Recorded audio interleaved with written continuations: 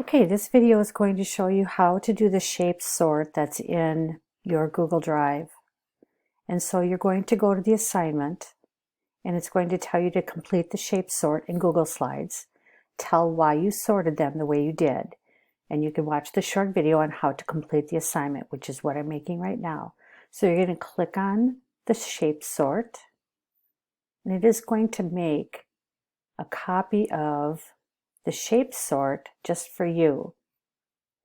And what you're going to do is you can move these around to wherever you want to. And what you're going to do is you're going to shape all of these sorts into 4 categories. So you're going to divide them into 4 categories. You can divide them into less if you can explain how you divided them or how you sorted them.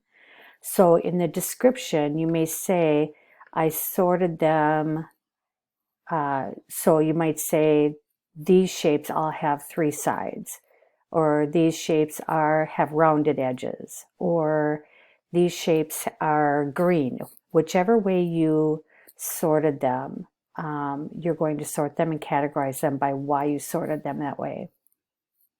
When you're done, you are going to go back to the assignment in Schoology, and it will be done, and you will click Submit.